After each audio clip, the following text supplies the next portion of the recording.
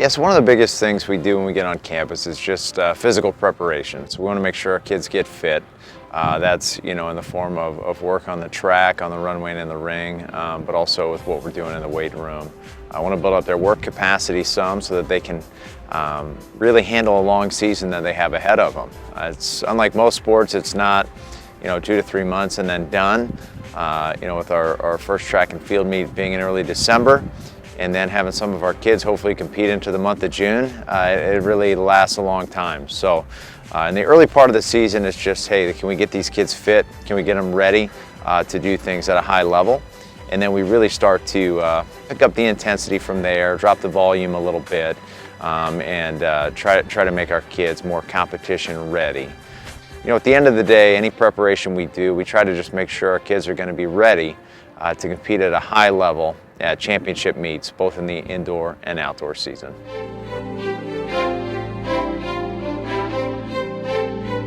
I think we've got some good experience coming back on the women's side. We have a lot of women who scored at the conference meet last year outdoors. We have some people with some experience at the ECAC championships, but also the NCAA first rounds outdoors. So I'm excited about that. We've got a lot of quality returners back who can really do some special things for us this year. And when you have that, I think it really helps.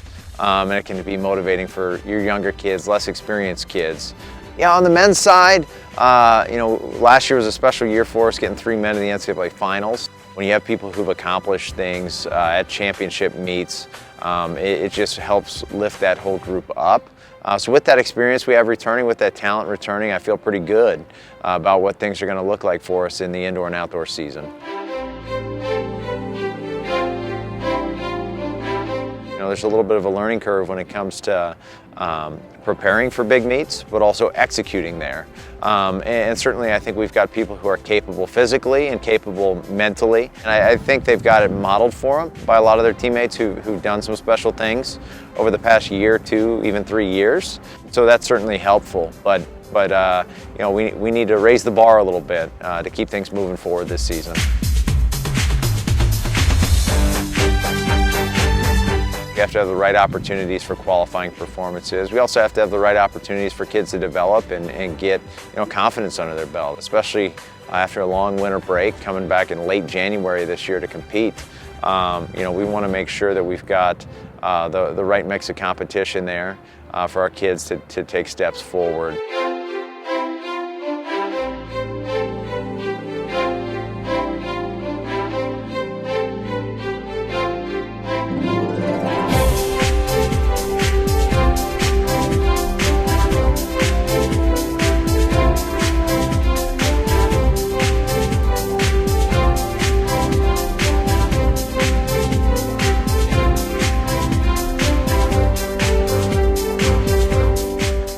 We've got the right competition mix on there, I think, to get kids prepped for the CAA championships, but also qualified for ECACs and IC4As, but looking to take a decent-sized contingent to Kentucky for the NCAA first rounds this year. So we think our schedule does set us up for that. The opportunities that we have ahead of this season are great. A combination of good returning talent on both the men's and women's sides. But I think one of the things that we really look forward to each year is you can't just rest on what you've done in the past. Every competition's new, and whether you did great things a year ago or you didn't, that really doesn't impact your ability to do great things this year. So I think, as a staff, we've got a pretty good understanding of that. I think we've tried to convey that to our student athletes, and we've got some good leadership on the team. So with that, I think, we're really looking forward to the season ahead and what we may be able to accomplish, because I think this group's ready to take a step forward. I think our program's ready to take a step forward. But ultimately, we got to not just talk about it, we got to do it. And I think we're ready to make that step.